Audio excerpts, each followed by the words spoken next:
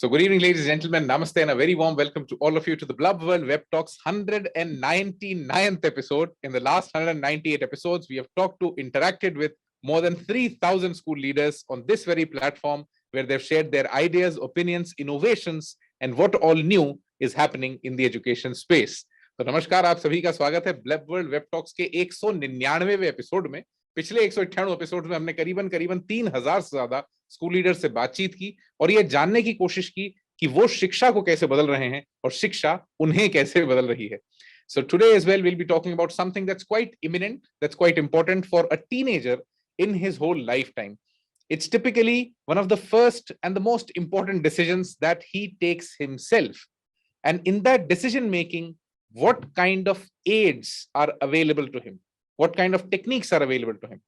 जब एक टीनेजर या एक किशोर अपने जीवन का पहला करियर रिलेटेड डिसीजन लेने जा रहा होता है, उस समय टिपिकल जीवन का वो एक ऐसा डिसीजन होता है जिसमें उसका एक से होता है, where he takes a lot of onus of what's going to happen. So when he takes that decision, what are the different things that are available at his disposal? क्या कोई टेक्निक्स अवेलेबल हैं, क्या कुछ resources available हैं, क्या कुछ content available है, या कोई एक्सपर्ट्स अवेलेबल हैं? इन सब के बारे में let's try to know the opinion of the school leaders, क्योंकि बच्चे अपने अपने एक्सपीरियंस से, पेरेंट अपने अपने एक्सपीरियंस से इन सारे अवेलेबल रिसोर्सेज को यूज करता है. But when you look at the complete picture from the perspective of a school leader, the complete scenario changes because they see thousands of children each year going and taking that decision. So what do the school leaders think? Let's listen to their opinions on the topic for today, which is career selection techniques for teens. And specifically why we mention teens, because we think that career selection is not a one-time decision that happens on just a one single day. It should typically be an evolution that happens throughout the teenage of the student. So that's why the teen age from 13 to 19 should be a process of evolution for teenagers. So thank you once again everyone for joining in. Before we start, just some ground rules. The Blub World Web Talks is a timed platform. So once your speaking time is over, you might get muted. If you get muted, please don't get offended. It's just to keep the activity crisp and entertaining for everyone. Secondly, it's a bilingual platform, so you can use English or Hindi, any of these two languages. Please don't use a third one because I won't get it. So thank you so much once again for joining us. Let's start the session for today and let's see what are the different techniques that teens have at their disposal for career selection. Let me invite the first speaker for today to share their ideas. Let's first listen to the school leaders and then we'll get into taking the perspective or the bird's eye view of what the university leaders and people who are in higher education, what do they think and what's the flavor that gets added to the discussion. Thank you everyone for joining in. Let's have the first speaker for today. A very warm welcome to Dr. Arundhati Bhattacharjee, Principal of Rani International School from Bolpur, West Bengal. Arundhati ji, over to you for the next 3 minutes. Please unmute yourself and a very warm welcome. First, I would like to thank you for inviting me and asking me to share my views in your esteemed platform. In today's date, there are numerous career choices in front of the teenagers, and it is of utmost importance to make the correct career choice that these young minds and budding prospects would achieve and take it to the doors of success, and they may contribute greatly to nation building. First step, most important one, self-assessment. This is the step most students tend to ignore. You may take the help of a professional career counselor also for this. Once one has assessed oneself properly, next stage is to list down all the career options that are available that suits you. In today's date, various institutions visit the schools or conduct open houses. One should keep their minds open and see what they are offering and whether they are in line in what you want to achieve. Third step is prioritizing the options available and creating a short list from the options available. Once you have created the short list, one needs to re-evaluate the choices. One has to take time to go through these steps and take decision in an unhurried fashion. The next step is to identify the short-term and long-term goals in your chosen field.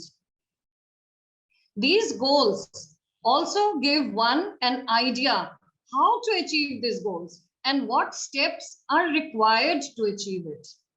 Write down your career action plan, which includes your objectives, how you plan to achieve your objectives, your long-term and short-term goals, and the pathway to achieve these goals. Anticipated barriers. Thank you so much, Arundhati ma'am. The first 3 minutes were over, but we'll come back to you once it's the open floor. So let's now hear the opinion of the expert, somebody who has a very deep experience into higher education, into typically that transition that teenagers see from the school to the university. Let's invite our special speaker for today to share their thoughts, ideas, and experience with us on what does he think on what are the career selection techniques that are available for teenagers to make a better informed decision. A very warm welcome to Dr. Jamshed Bharucha, the founding Vice Chancellor for Sai University and the President Emeritus for Cooper Union, New York. A very warm welcome, sir. The next 3 minutes are yours. Please unmute yourself. Thank you, Mr. Gaur, and thank you to the previous speaker. I delighted to be on this group and particularly delighted to be speaking with teens. I agree wholeheartedly with the remarks of our first speaker. And yes, each child is unique. I approach higher education as a cognitive neuroscientist, which is my field. And there is a tremendous amount of research now in cognitive neuroscience and in psychology that ought to bear on how we educate children and how we guide children and how we design institutions of education. Unfortunately, very little of that research is actually availed in the design of higher education.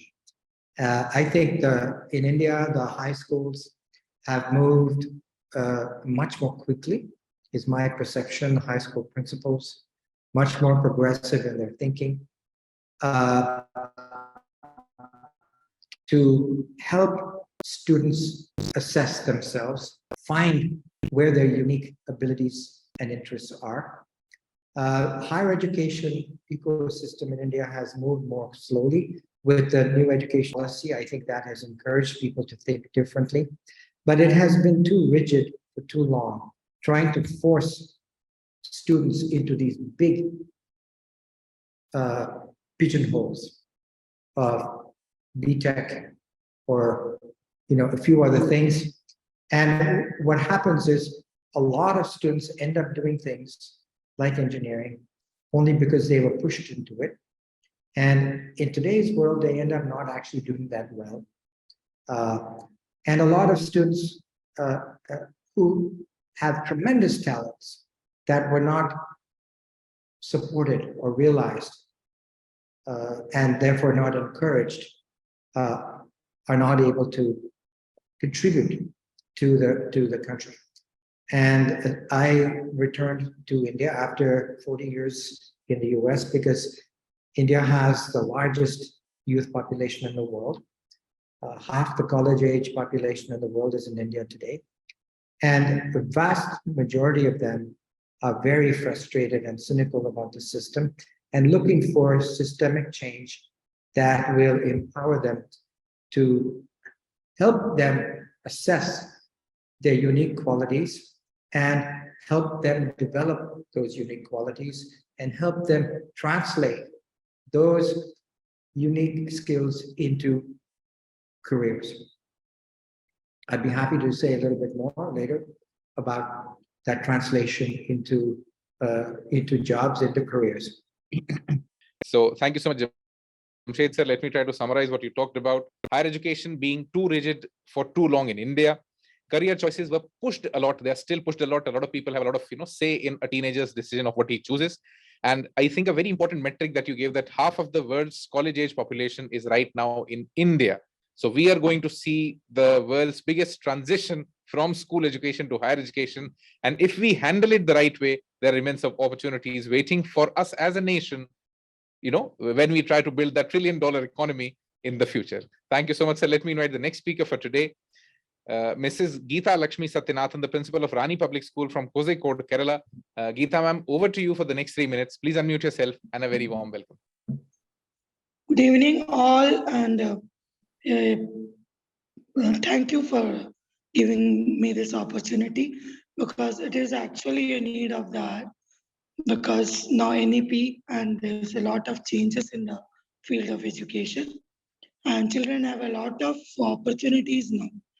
So I feel that when we start talk about the teenagers and when we talk about the career preferences, I feel that we have to go a little down.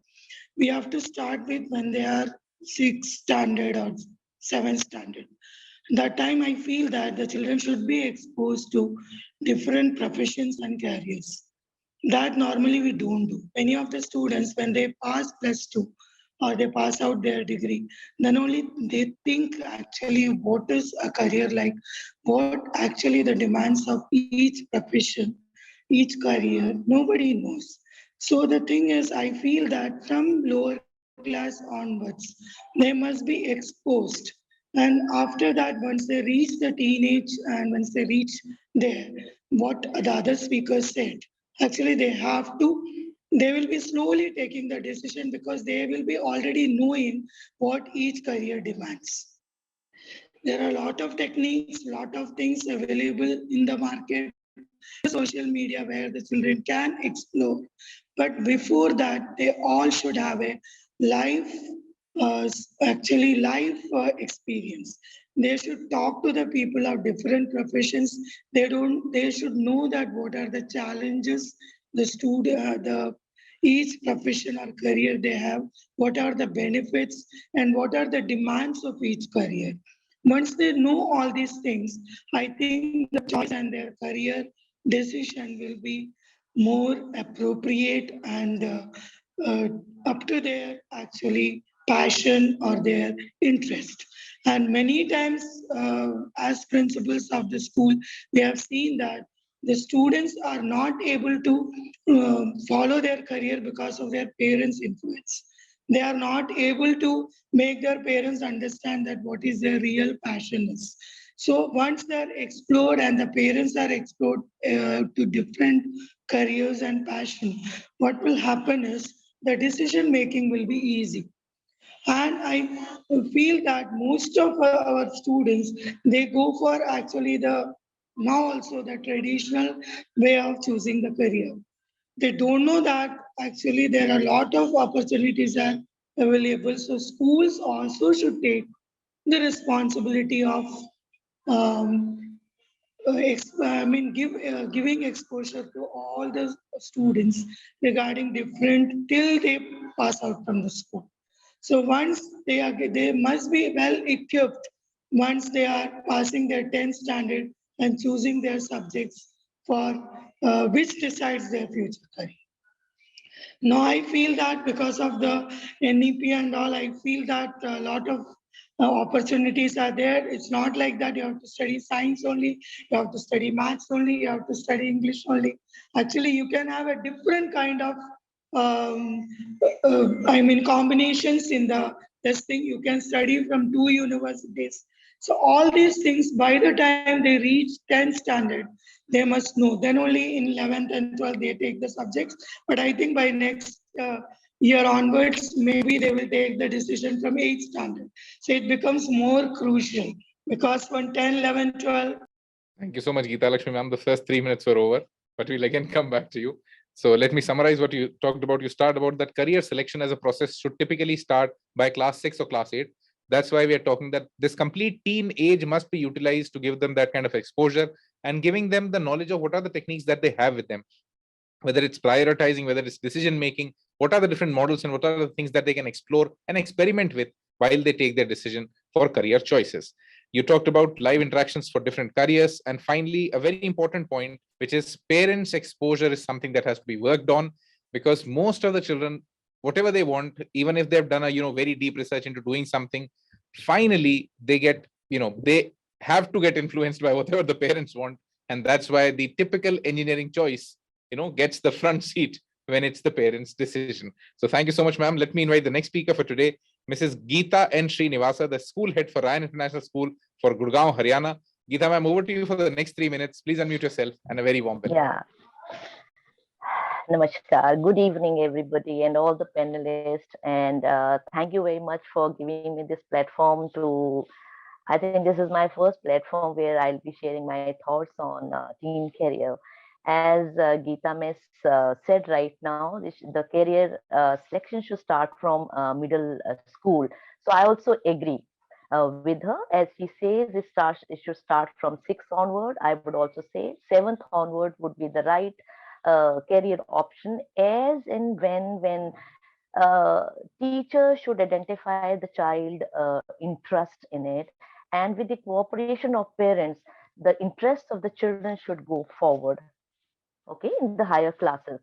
And then we have to be many in body, one in mind, in the sense that where we have to counsel the parents, because as ma'am said, parents have different attributes. I want to make my child this, I want to make my child that, wherein in 2 or 3 years of time where COVID has told us and taught us about the digital world, where child is exposed to each and everything. But yes, there are a lot of options, but what is the right option for the child is to be identified at the middle level, so that when he reaches or she reaches at 9th or 10th standard, it'll be easy for the child to opt the career option in 11th and 12th, so that he can pursue that his or her talent in a beautiful manner, because interest is very, very important. If I see in my school where the child is very scholar, yeah, and the same time he's or she is very good at academic,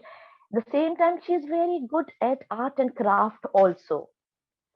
So when you ask the child, oh my God, you are good at English, but he says, yes, ma'am, I'm good at academics, but my interest is more in art and craft also. So why don't we pursue that career for the child, in keeping the parents also in loop, so that parent thinking nowadays, parent also think art and craft, what career? I mean, my child will opt for. But yes, there are different options. Different options. That's what the school plays a big role in coordination with the parents. So I would like to say that only. And a lot of institutions are there where a child will be nurtured in a different way along with the parents. Thank you so much, ma'am. So let me try to summarize what you said. I think a very important point that can be taken ahead from your conversation is that the choice of liberal arts is always undermined. You're typically told to take some or the other technical degree, which guarantees some future, revenue to a student when he becomes, a professional. But is it actually a myth? Does it work? So this is something that, typically falls into decision making and makes it blurred. So thank you so much, ma'am. Let me invite the next speaker for today, Dr. Hema Malhotra, the principal for Ryan International School from Jagatpura, Jaipur, Rajasthan. Hema, ma'am, over to you for the next 3 minutes and a very warm welcome. A very good evening to all of you. And thank you, Daksh, and thank you, other speakers. And a topic for the teens. It's a very, very important topic. That is the career selection techniques. It starts from the choice of the subject, then it comes to the choice of a college and university, and then it moves forward with the job options. So I should say that the parent and child should explore, read, get knowledge, understand, plan, and analyze. And this is the only smartest way to choose a career. Okay, because it is not only the child who has to decide, it is the child along with the parent who has to decide, because there is always a parent pressure. But when both of them are going to join together and sit together and analyze, then this is the smartest way, I should say. One more thing I wanted to add in, that there should be some part-time jobs or internship courses for the students after 12th, because a according to their likes and dislikes, they are able to choose their own career. So there will be no peer pressure, there will be no parents' pressure, and they will be able to choose their own field. They should give multiple personality tests, and that should not be analyzed by themselves. They should be analyzed by some perfectionist so that they get the proper career knowledge. Okay, they should read books. If they are not into reading habits, they should go for audiobooks. There are many career planning audiobooks and books which they should read. They should do too much of research work, that what kind of a job they are going to go for, whether they are going to get satisfied with it or not. They should not only look into the income part, they should look into other benefits as well. There is one very interesting book for the students to read, What Color is My Parachute? It helps the students to know themselves, their interests, the people they enjoy, the environment they thrive in, and the task to bring them energy. Then no longer the child will feel that blindly he has chosen a career. They must attend the workshops, the career fairs, and one more important thing, which is nowadays very common, that is job shadowing. It is like you will not be given a job, you will not be a volunteer over there where you're going into, but you can always follow around a person of that job for a day or two or for some few weeks, so that you understand what that job aspect is, whether you are able to continue with that career or not. So I am really for looking into these days, I'm very much fascinated by this job shadowing. A child should be very... Thank you so much, Hema ma'am. The 3 minutes are over, but I'll try to summarize what you said. You started that career, exploration would be the only sensible career selection solution that's available to teenagers. They should explore more, research more. They should try to do as many internships as possible. You also talked about job shadowing, that if they get the opportunity to typically follow a professional while his workday is going on, that will tell them a lot about the job and the kind of career that they'll build. And I think you also suggested a book, that What Color is My Parachute? And most importantly, you also talked about attending events that give them career exposure. So I think we have, collated a lot of opinions that have come from the school leaders. Now it's again time to listen to the expert on this, somebody who has a very deep experience into this. So let's take a perspective from Dr. Jamshed Bharucha on that. How can universities, typically the new age universities that are now coming into existence, they're bringing in, liberal education as the future professional builder. So what are the exact things where universities can help schools, whether they can provide some resources, or how does that relationship actually work out? Because the schools need the solutions, but they don't get it from people who are non-aligned. They don't get it from people whom they can trust at any point of time. So your opinions on what are the techniques available and what are the resources and things that the university can share with schools around them. So over to Dr. Jamshed. Thank you. There's no easy answer to that question, but we have to try. So today we are in a situation in which there's a huge youth population in India who are unfulfilled. Their talents are not appropriately being developed. And the marketplace is telling us that they're unemployed or underemployed. Okay, we have huge numbers of BTECs doing jobs that have nothing to do with engineering. In fact, doing jobs that don't even require a university degree. So the system is broken. It's misaligned with the talent. Everybody in the world now knows that India is the breeding ground for the world's talent. Okay, and but the talent tends to be better developed when they go overseas, better recognized. Students who in India are told, no, you can't do this, you can do that, you cannot do this, you can do this. Go overseas and they do very well because they're doing what they do well.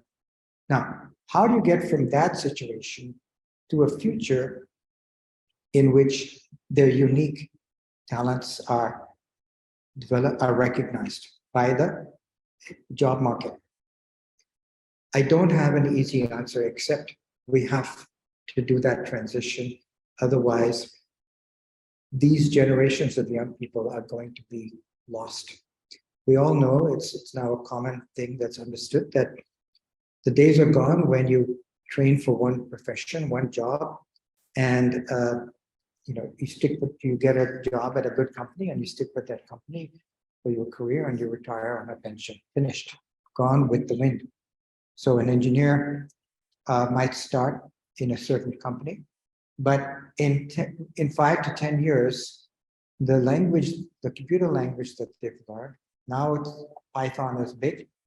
In 10 years, people will look back at Python and they'll say, what was that, a snake? It'll be something else. Okay, quantum computing is coming and blockchain is coming. These are all going to require extremely different ways of programming. And those students are going to have to retrain themselves. So the ability to adapt is key. Can I guarantee these kids, jobs if they follow their passion? No, but I can guarantee that if students continue to allow themselves, they may not have a choice, continue along the path of doing things that they're not suited to, they're not interested in, and they have other things, they will fail. One more point is from a national perspective, to get from point A to point B.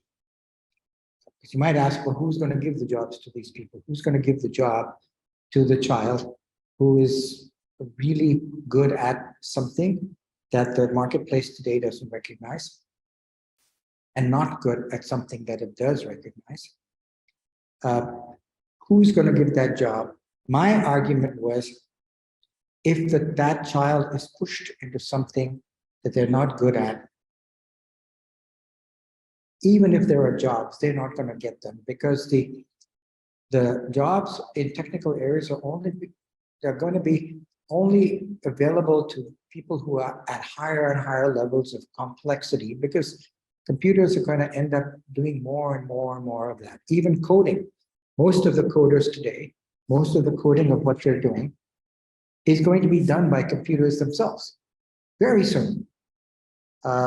And the big tech companies are not going to need to hire lakhs and lakhs of coders, because they'll hire a small number of top PhDs who will write the programs that can do the coding.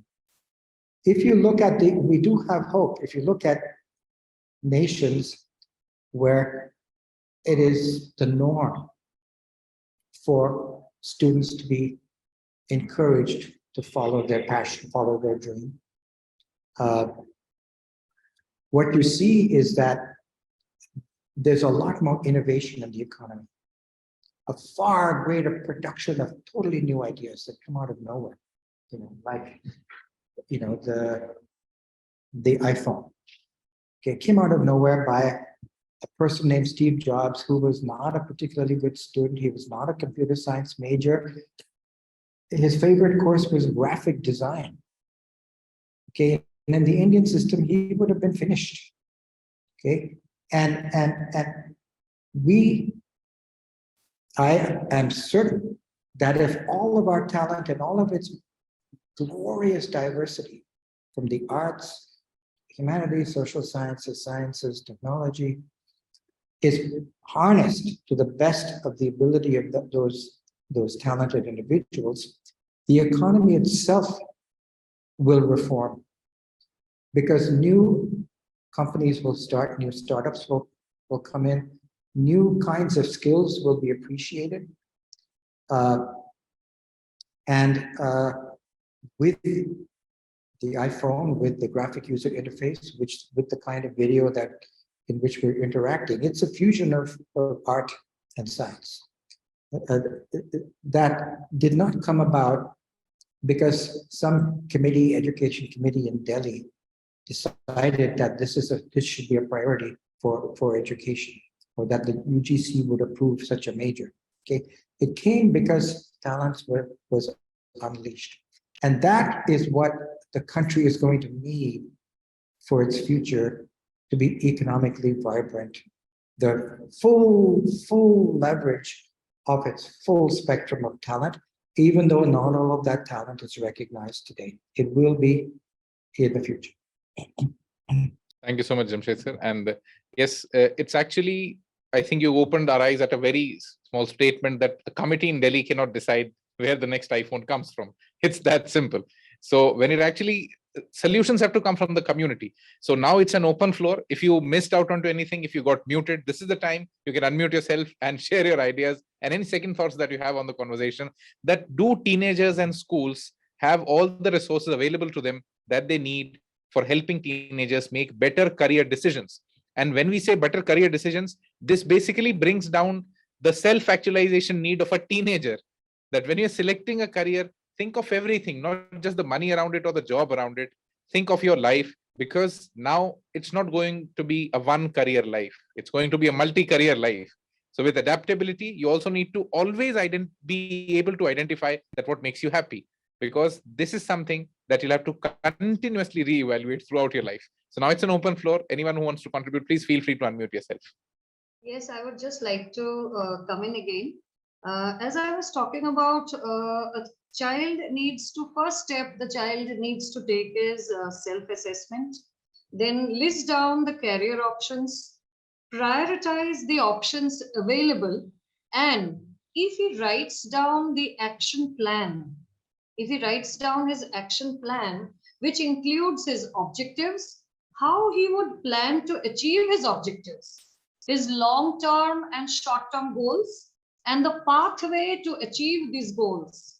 He should also keep in mind the anticipated barriers, which has to be added. Otherwise, like he would not know like where he's going about, and how he can overcome these barriers. Now, this might sound a lot of work, and it is, but it is much easier to forge a career path when you know what you want. Taking these steps early will save a lot of struggle and uncertainty in the long run. This is what I feel like every teenager should at least do, so that they are comfortable with their choices. Thank you. Thank you so much, ma'am. Anyone wants to contribute anything, please feel free to unmute yourself. I feel that career decision we are talking, but I feel that before, when at our times, maybe the decision means it should be strong, you should not change it. Our teachers used to tell us, don't change the decision, you should be strong on your decision. What I feel that now we have to teach the children that you have to, every time you have to change your decision, and every time you have to update, every time you will have to change your path. Because now you see degree, then PG, do your BEd, become a teacher. Now for the last 32 years, I am a teacher. I am a principal, finished. But I don't think our kids are going to face that. They have to continuously update, continuously they will have to upgrade, and continuously they will have to do the self-assessment, change their career path. And I think they are going to have a very long journey at this. Thank you. Thank you so much, ma'am. And yes, long careers will be a thing of the past. In one simple stream, it has to be a multi-career life. Yes, Jamshed sir, please, over to you. I like to say to those of us who are supposed to be the mentors of our youth, let's stop lecturing them. Let's lecture them less and listen to them more. There's too much of directing our children and our students. This is what you must do. Don't do that. Don't do this. Obviously, we have to guide them, but we need to spend much more time listening carefully to what they say and what they don't say. Okay, it's only when we listen to them with an open mind that we start to understand that there's something going on in this child that may not fit the exact template of this course or that course that I'm trying to push my child to go into. So let me find that out. And I would say to the teens, I hope that your elders will listen openly more to you and lecture less. I hope that they will let you express yourself and then use their experience and maturity to guide you in following. I think it's a very important aspect that we must all understand, that always, quoting legends and legacy to teenagers that somebody did this and was so successful in your life doesn't work anymore. You can't keep telling them stories that don't work anymore. And let's not tell them stories that don't work. Tell them stories that work and give them space for experimentation. A big challenge that comes with Indian society is that we put all our trust in experience and put no trust in experimentation. So we now need to learn that let's give more space to exploration and experimentation and a little less to experience sometime, because now the kind of generation that we have, you cannot dictate things to them, because whatever you dictate gets obsolete the point it comes out of your mouth. Because right now, the half-life of any sort of knowledge is decreasing every single second. Whatever you learn does not go to an economically viable stage by the time you come into the job.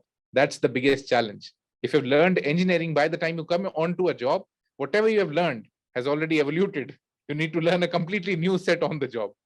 So that's the challenge. That's the World Economic Forum saying in their current industrial declaration, that the half-life of knowledge is going to decrease with every single month. It's not going to decrease with every single year. It's going to decrease with every single month.